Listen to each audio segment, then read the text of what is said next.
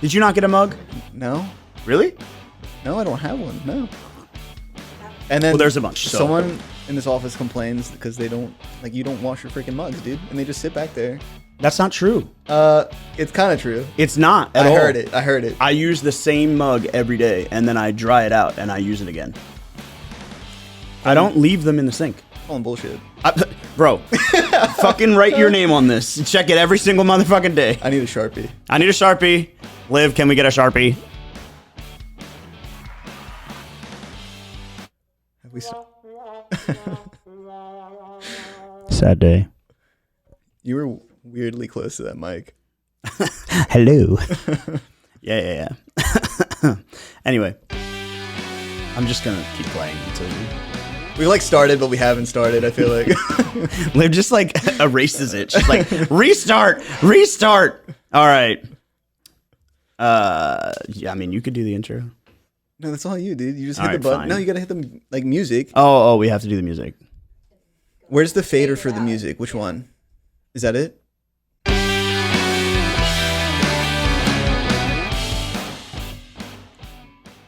What's up, guys? It's Mike Frank with Berkshire Hathaway with Christian Olson here. Hello. We're here from Frank Oliver and Company. You know, you guys, if you haven't already, you can follow us on Instagram, follow us here on SoundCloud, or you can reach us on Facebook, Frank Oliver and Co. Christian, how can they reach you? Christian the Deadhead on Instagram and the Deadhead Realtor on TikTok. Love that. Oh, we have a TikTok too. Frank Oliver Co. at Frank Oliver Co. on TikTok. Boom. And if you're not, get on Be Real. Did you guys see my Be Real? Yeah. You guys need to download that. Oh my God. So I walked into my guest bathroom, and I'm not going to throw anybody under the bus, but somebody had a rough week last week, and I found a note in the wall of the shower, and it just said, "I hurt." And I went, "Oh, I feel bad for you." But then it was my Be Real for the day. So anyway, so today we're going to talk about 6 tips to buy low. And actually, I think there's 8. So we wrote a lot. 8 tips to buy low in today's market. So much for the 20-minute podcast, right? It's going to be like...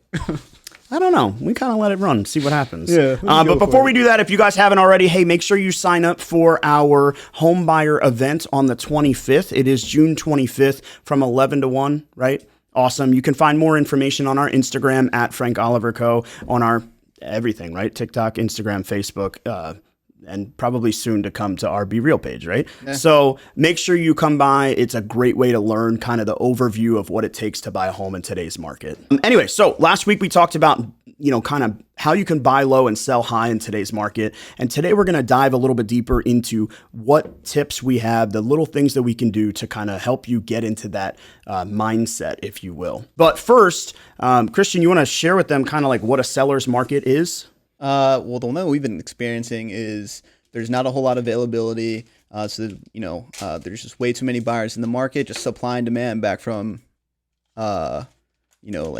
college economics 101. Yeah.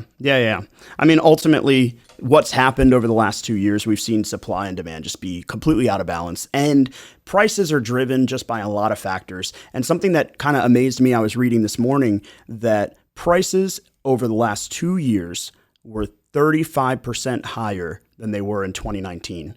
But also in alignment with that was the quantity of transactions was like 34% higher. And so as we consider this market and as we consider making adjustments in kind of our approach to buying and selling in today's market, we have to realize that we're going to have lower numbers than we've had in the past.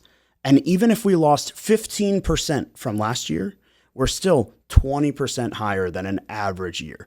We're still crushing it in this industry. And for anybody that's thinking about selling your home in today's market, it's still a great time to cash out on the equity. Another 30 number, it was something like 37% of all homes in the US did not have a mortgage. And I was like mind blown by that. Really? These people that are sitting on equity that they can pay 3 and 4 and 5% for and gain, by tens. I mean, what's the national stock market average? 8% annually.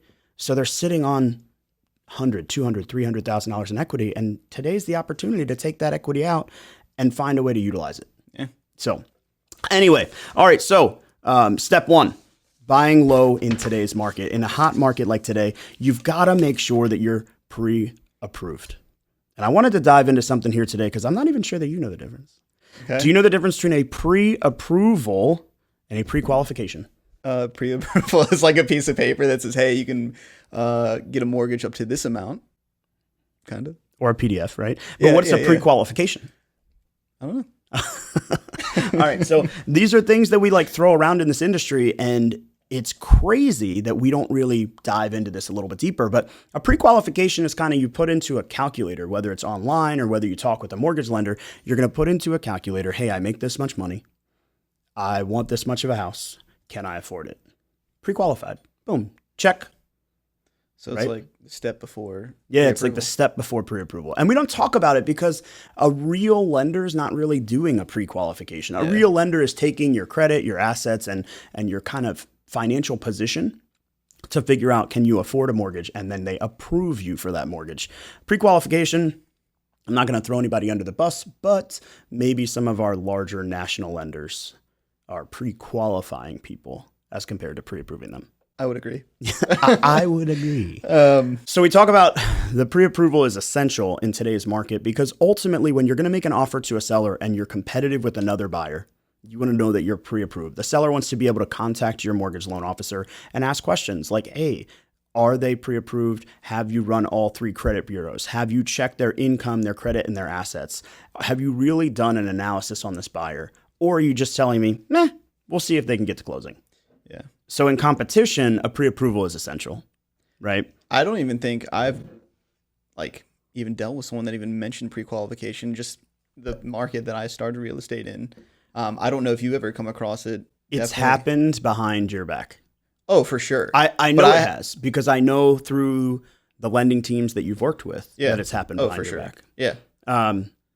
It's interesting. It's kind of a first step. It's like a bait, if you will, to get somebody to work with you as a loan officer. But it's a great way to kind of increase your competitiveness within the market. It's a great way to put yourself into a position to succeed, right? But that's only step number 1. Step 2, you got to find a great agent, right? True. I mean, true. And I actually said it today on our live show that we've had a lot of offers accepted just by submitting an offer to the seller. We're just submitting the offer to the seller, and the seller says, thank you for the cleanly, well-written offer. Oh, yeah. Because some of the offers that we've gotten, I can't even begin to tell you the fallacies that have happened in our industry over the last 2 years. But we're getting offers where they're saying, hey, the house is as is. Oh, and we're asking for a home inspection, and we're going to ask for repairs. So which one is it? Is it as is or not? Right? Hey, we're going to offer an appraisal contingency, but we're going to maximum the cash out of pocket to the buyer X. Well, how do you do that? Like, how do you maximize the cash out of pocket to the buyer and then consider appraisal contingency? It's like one or the other. Yeah. Right? Or closing cost consideration, but we're going to offer appraisal contingency. Like what? You know, another thing getting into finding the best real estate agent is just the relationships, whether it be with your mortgage lender, title company, even other agents. For example, Fate Ave, what's the listing agent again? Matt? Yeah. Like you just kind of had a good relationship with him, and we talked to him, and it's kind of just. That's true. Shout out to Matt. By the way, shout out. That's a big deal in today's market. Like understanding the listing agent and being able to say, hey, by the way, we're going to make this transaction fun. And I literally say that to agents because I just want to separate myself from the crowd. Yeah. Oh, our buyer's pre-approved and we're ready to go and we never let anything fall apart. Yeah. Everybody says the same thing. So I started saying, like, we're going to make this process fun. And I mean it because I'm not going to be a pain in the ass. You might be, but I'm not. It's definitely not me. It's definitely not me. It's definitely not anybody here. But some listing agents make the process difficult. And so finding the right agent, they understand the market. They understand the pulse of the market and what's going on, the timing for you, how to execute, how to create a relationship. And something that's different about myself, and I hope our team, is that we're not going to push you into the market. So you might not yet be ready to remove the home inspection. You might not yet be ready to remove the appraisal contingency. And so we're going to kind of let you learn a little bit. We're going to educate you slowly along the way within your timeline, setting the expectation for you where you can accomplish your goal. It's not about us, right? So the best relationship with an agent is going to be somebody that's looking out for your best needs. All right, step number 3, Christian, you're up. Be prepared to pay more in a seller's market. One stat that we actually have here, according to the National Association of Realtors, 29% of homes sold above asking price in 2021. I honestly thought it would have been a little bit higher, if I'm being honest. 29% of homes sold above asking price in 2021. Yeah. Why do you think it's not higher? Honestly, I have no idea. Overpricing is a big key. It's a big factor. And especially as we come out of what's been happening for the last 2 years, that's the biggest factor. Overpricing your house can kill it right from the beginning. But I think the other issue that we have is that people are seeing, and I described this yesterday in my meeting in New York. Someone said that sellers are greedy. And they just want it. And I said, I think sellers are envious, right? My friend down the street had 17 offers. My house listed at 550 should sell for 555, 565, 570. The real estate agent is saying to them, well, it should be 525, and then it doesn't sell. It's not that they're greedy. It's not that they overprice it because they think that they're overpricing it. It's because they're envious. They're jealous of the other people that they know that have gotten 20, 30, 40 grand over list, and then they price at that higher price thinking that they then will get 20, 30 grand over list. It's crazy. It's also a market-driven stat. So I was in New York yesterday. I had a meeting with a real estate broker, and I was talking with him about current conditions.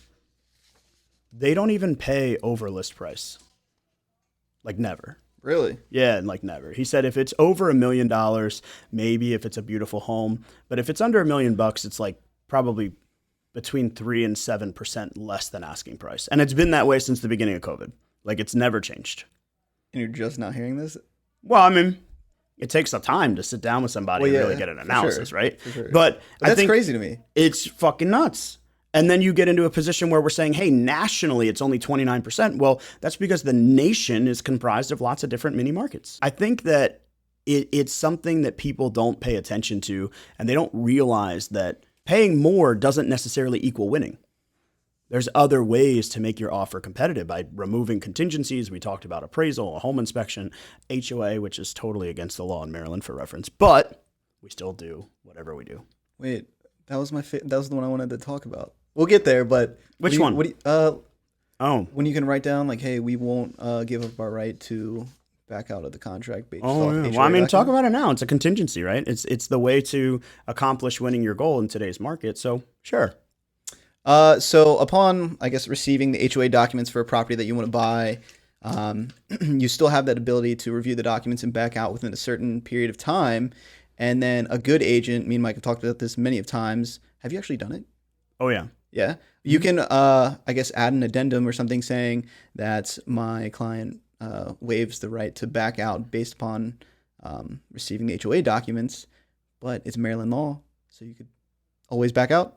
Right. So very confusing. So first of all, when you're buying in an HOA community, homeowners association, the homeowners association has, a variety of documents. The bylaws, the governing covenants, any kind of budget or financial things, and they're going to display that to the buyer. We call this the HOA resale package. So when you're buying in an HOA, you get that resale package, and you have the right, after receipt of these documents, to terminate within 5 days, I think, 7. I don't know. One or the other. It's 5 or 7, something like that. But basically what we're making sure of here is that the buyer knows what they're getting into, and they don't go to put up a fence in 6 months and then they get told that they can't by the HOA, and they go, well, nobody ever told me I couldn't do that when I bought this biggest house that I've ever purchased. Right. So we have a law that says the buyer has the right to terminate the contract. Having said that, people will now write in a little addendum that says, hey, buyer and seller agreed that we're not going to terminate the contract. We're removing our right to terminate based on the HOA addendum. But there's been precedent set in a very specific community nearby my house where one homeowner in this very small community, let's just say there's 20 houses in the community. One homeowner was buying one of the other 20 houses in the neighborhood. And he says, I live in the neighborhood. I'm waiving my right to remove the HOA addendum, right? Or waiving my right to terminate the contract based on the HOA addendum. You don't need to give me documents. I don't need any of that stuff. I already live in the community. Well, when it's a $3 million house, the seller didn't provide the buyer the documents. The buyer decided he didn't want to buy the house, and he wanted his $50,000 deposit back, or $100,000 or whatever it was. Well, of course, they ended up in court. And in Maryland, the judge ruled that The buyer does not have the right to remove that contingency, and the seller cannot exercise that right for the buyer no matter what happens, no matter the circumstances, whether they're rich or poor, whether they live in the community or they don't, whether they have an experience or knowledge. You have to have the opportunity to review the documents. They have to be provided to you, and you have to have the right to terminate the contract. It's not allowable to not have that right. That's a contingency that agents are writing into their offers, and listing agents believe it because they don't know any better. Amazing. I mean, to their credit, though, we only learn because we do more research and education. And it just so happens that I learned this through a post-legal issue. But not everybody's going to go through the same training, the same knowledge. Right. And I think even when you do try and write it in there, you got to make sure you let your buyer know that, by the way, this is still something that you get to review. Because you don't want to be the agent that ends up saying, hey, we're going to put it in writing. And then the buyer buys that house, goes to put up that fence, and then says, hey, I never, had the opportunity to terminate the contract, and now it's on my agent. Because now there's a ethical, moral, because you knew and you didn't tell them. And it's a whole thing. Yeah. Now, Christian, you can't get away from it because it's recorded. Yikes. Anyway, all right, so getting on, we're talking a little bit more about what we can do to buy low in today's market. And one of the things that we talked about was being selective. Right? Being selective in a seller's market is going to help the buyer understand more about why they're paying for the home that they choose, right? One of the reasons the prices go up is because buyers just demand and they rush to buy. And all of a sudden you have 17 people that are rushing to buy the same house, but maybe 10 of them don't even care. I can tell you some people that did not care in my transactions, my brother being the biggest one, and he just didn't care. We were just making offers graciously, and he did not care. Yeah. So for him, it wasn't about buying to be competitive. It wasn't about buying low. It was about racing out to go find the house that he wanted. But if you're going to buy low, you should be selective and make sure that the property that you choose is the right one for you so that you can ensure that the price is right in the community and the value for you and your family. The price is right. All right, hit number 5. So now we're on to price may not always win, right? Yeah. We are. So a couple things that I took note of, there are many other things to, I guess, consider when, price isn't always the deciding factor, whether that be post-settlement occupancy. So, getting a rent back and the sellers more time to either find their next home or prepare on moving out of their current home. Have a quicker closing towards the 30-day mark. If you're paying cash, you can make it even quicker, but obviously that's not for everybody. So just a standard 30-day settlement instead of going all out to 45 or 60 or even longer, getting yourself a little bit more competitive. And then you could do no inspection and go in as is. Could offer an appraisal gap and a little bit of a lower price. That way offer looks a little bit more realistic. The sellers knowing they're not getting into a whole bunch of BS with a crazy high number and then only, a small appraisal gap consideration of maybe $2,000 or $4,000. If you had a little bit bigger and a more reasonable price, maybe it looks a little bit better. And then we already talked about waiving the right to back out upon receiving the HOA documents.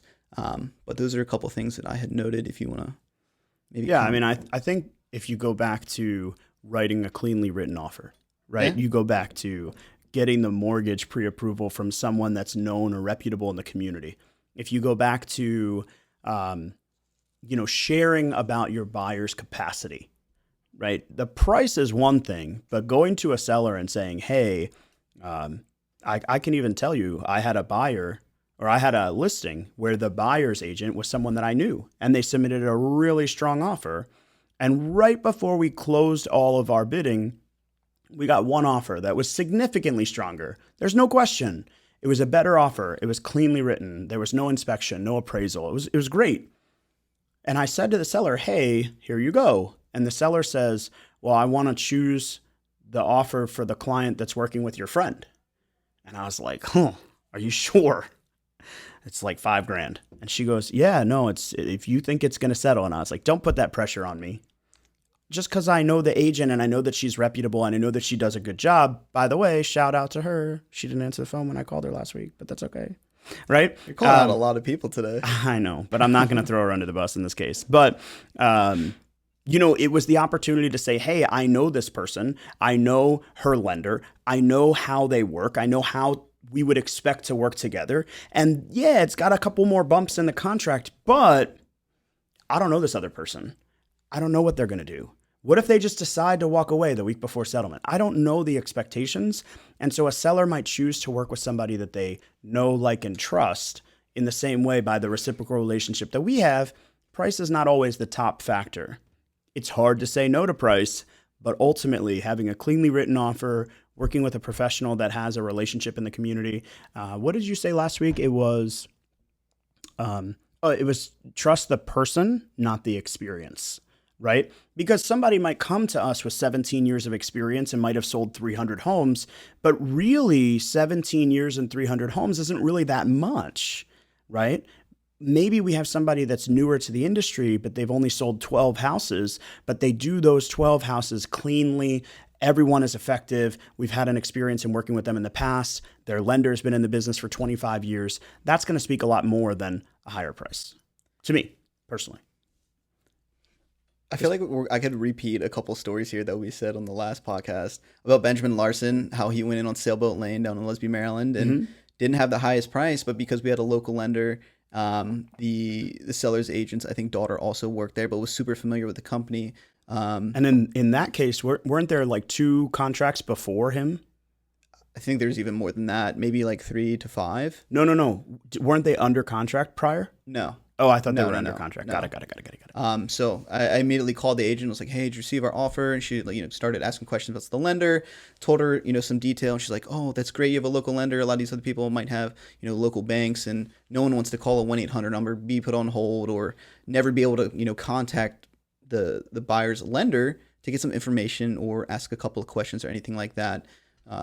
Yeah, no, I agree. And I think that it can be said time and time again why it makes a difference. But price is an important factor. I don't want to downplay that. But sometimes we're going to hit the next one and we're going to talk a little bit about price again. Widening your search area, right? Buying low in today's market can be by buying in a more equitable position.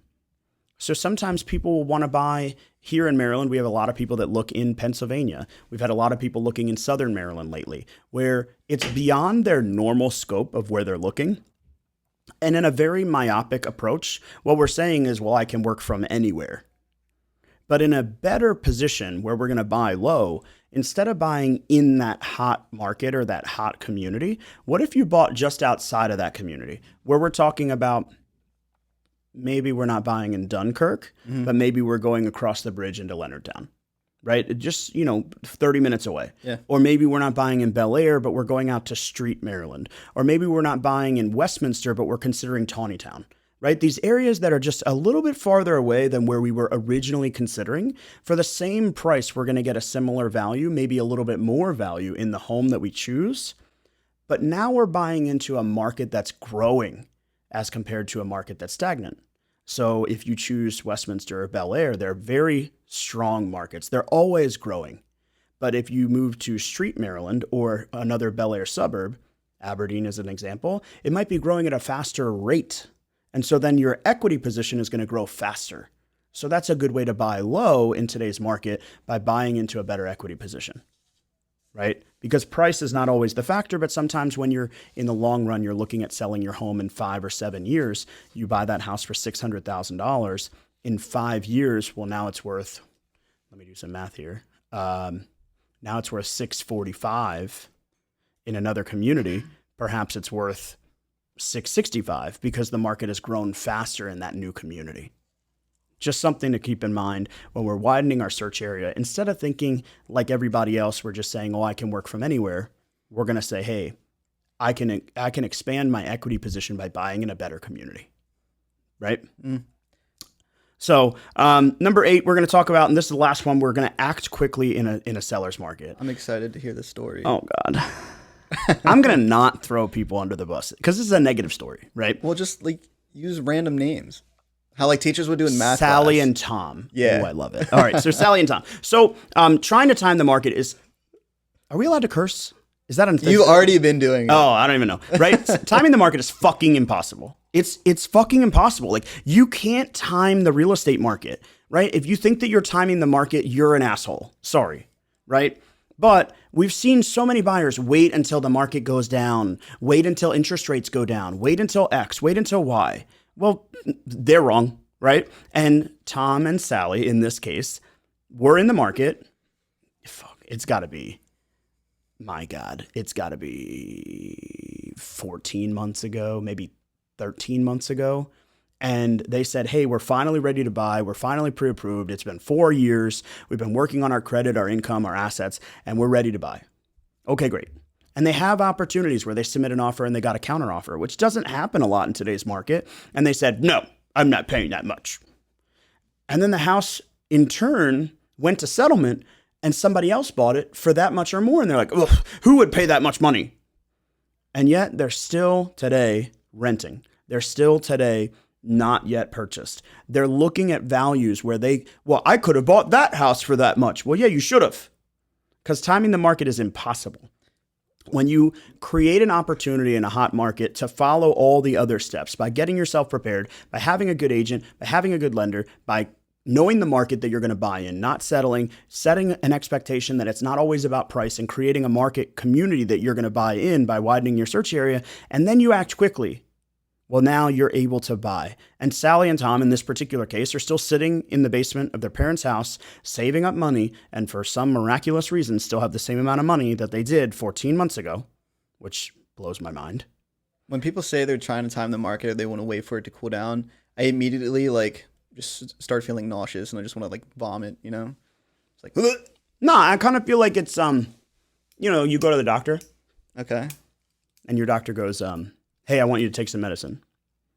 And then you go, nah, I'm good. Why did you go to the doctor? Okay, I used that kind of description about this situation before, to some of my clients. I was like, hey, you're questioning whether it's my ability or my advice that I'm giving you. And it's like, what happens if you were to go to a doctor and he says you need surgery? And you just say, no, I'm not going to do it. You're not going to listen to your doctor? I mean, get a second opinion. Yeah. But I'm going to put us up on a pedestal here. I don't know another team that is educating, that is cultivating, that is putting ourselves in a position to accomplish more real estate knowledge in our market. I'm not knocking anybody. There's others that are very, very good, and I can even make some recommendations to my old mentor. There's tons of great people in our industry. But I don't know anybody that's going above and beyond significantly farther than where we are educating ourselves in the market every single day. So go get a second opinion from one of those people. What are they going to tell you, something different? Or get an opinion from your cousin who's going to say that the market is crashing and that you should invest in the stock market because, they'll give you a 3.5% return.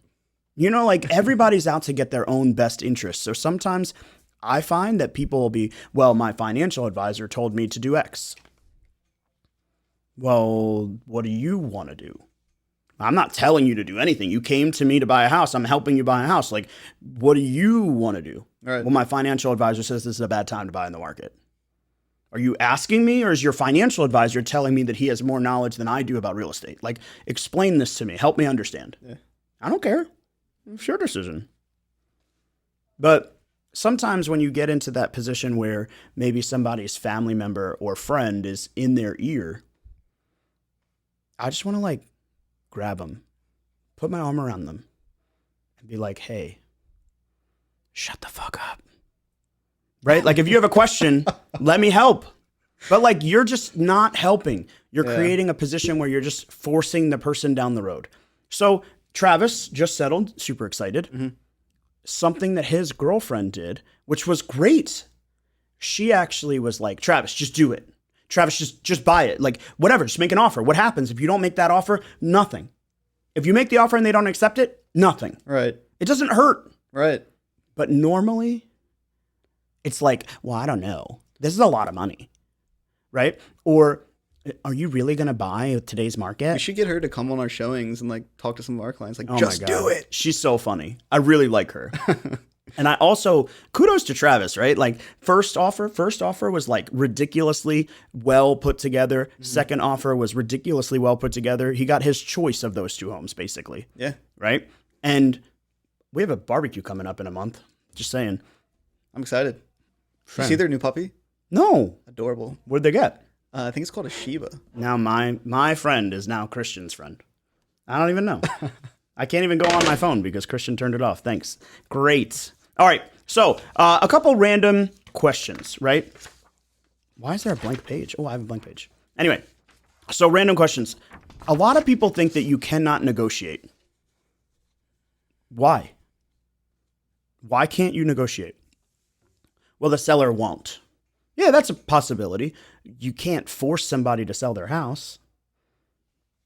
But like you can, right? Hey, I'm going to offer this price. And the seller comes back and says, hey, I want that price. You can negotiate. It's just not happening a lot today. Yeah. Right? It's just not happening a lot in your eyes. The buyer's not getting a lot of opportunity to negotiate. Sometimes we get into a position where it's like, hey, let's negotiate as agents behind the scenes. But it just sort of happens without you really knowing about it. I also think there's a time and a place. Like what? Just your agent understanding how long the property's been on the market, how much leverage do you have going in putting in an offer. Going back to that NAR stat, if people had their home ridiculously priced and you kind of know that, maybe there's not going to be as much competition behind it. And instead of it being one of those homes that's in that 29% that's sold over asking, maybe it's one of those other homes that are going to sell under asking. Right. You know, and then shout out Tommy Fernandez. Going to bring his story up real quick. The home that we were looking at down in Dunkirk, where I'm from as well, I think it was on the market for 38 days, I think. And they had it priced pretty high. So I think it was one of those ones that's not a part of that 20 right before he made an offer, right? And then I think we got it even a little bit lower, negotiated. We didn't even go in as is. And we got a couple things repaired as well. So I think there's a time and a place for negotiations. Kudos to Christian. Can we get lunch today? I feel like that's a shout out to a lunch. I'm just saying. Some Red Robin? Red Robin all Tommy, day, I'm calling you shortly. all day, every day. All right. A lot of people want to know if they can outbid an accepted offer. So the question here would be, I submitted an offer for $389. House was listed for $370, and I didn't win. Can I outbid the accepted offer? It's a tough place to be. Yeah. Because now you're like a backup offer. Yeah. And will the seller really consider your backup offer is a question. I would find out if they've signed. Yeah, that's true. You know, it's a difficult place to be, right? Especially as an agent telling your buyer, you know, oh yeah, I'll find out if they signed. It's tough, man. It's tough. How tough is a phone call? Yeah, I mean, just a phone call. But I think the expectation that you set with the buyer is hard, right? Because you say, hey, yeah, I'll call the listing agent and maybe we can do this. But the reality is like maybe 5% of the time that'll work, maybe. So I think the reality here is that once an offer is accepted, the seller's intention, the listing agent's intention is to work through to settlement. So what are we supposed to do? Yeah. The odds aren't there, but it never hurts. It never hurts. It never hurts, but the odds are against you. Yeah. Right? This goes back to acting quickly. So act quickly at a price that you're happy with, and just know that if somebody pays $5 more than you pay, that you made your best offer. That's it. Just know that you gave your best foot forward, and no matter what happens, you're happy. That's my opinion. Does a higher down payment make your offer more attractive? I think it depends on who you're talking to. Yeah. But if you're talking to me, I don't give a shit. Same. Sorry, Charlie.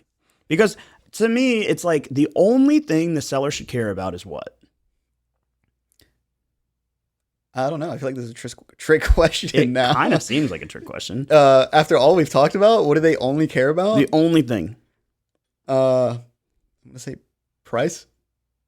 Some sellers. You're on it, but it's not. It shouldn't be price. It shouldn't at all. It should be how much they walk away with. Okay, it's kind of like the same thing. I mean, but the difference is that if one buyer is putting down 20% and the price is really great, and another buyer is putting down 3% and the price is the same. Yeah. I mean, I guess in that situation, maybe you put weight behind the buyer that's 20%. But what if they're working with different lenders? What if the one lender is a local lender? What if the one agent is somebody that you know? What if that buyer is getting that 20% from selling another home that's not yet sold?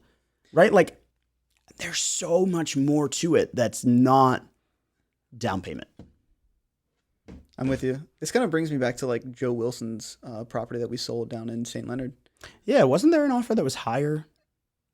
No. There were a couple that escalated to the same general area, but we reached out to the lenders, all the agents, and tried to get more detail out of them about the strength and what kind of offer they're doing. We put it all out on an Excel spreadsheet to really analyze each portion of their offer, laid out very clear, and that helped us really decide on the right offer, like what kind of lender they were using and price, escalation, whether they were doing as is. Right. We didn't even accept an as is offer.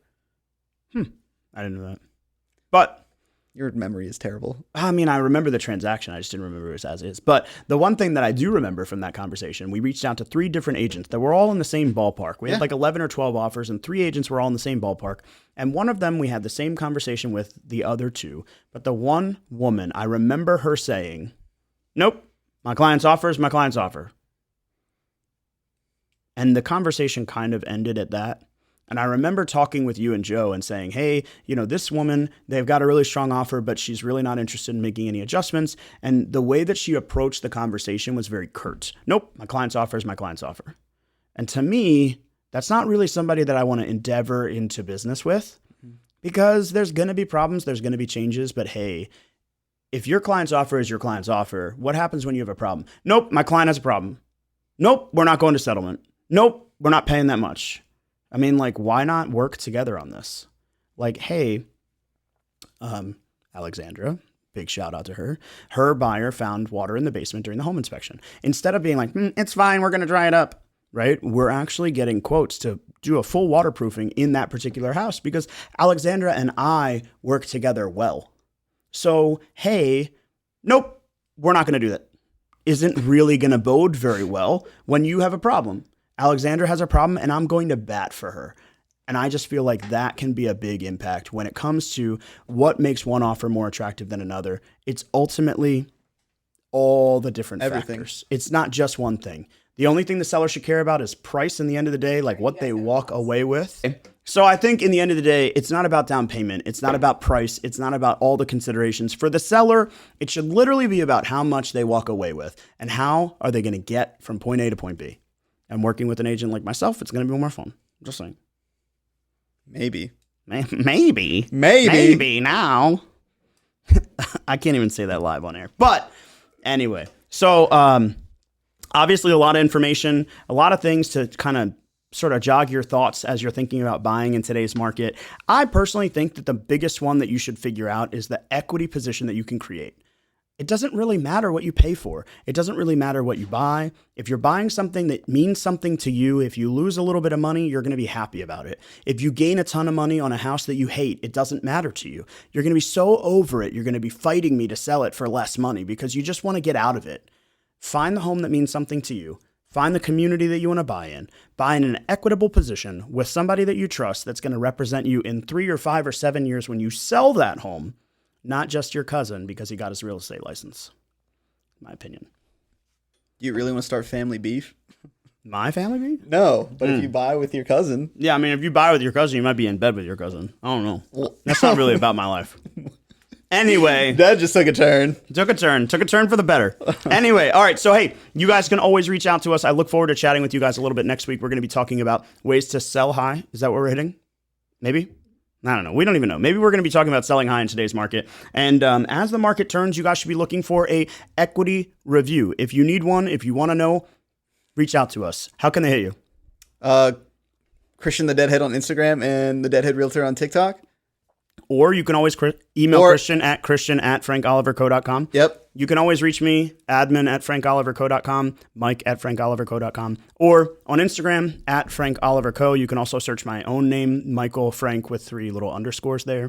You can get us on Instagram, Facebook @frankoliverco. Same thing on TikTok, on BeReal, on all the other platforms. And we look forward to talking to you guys real soon.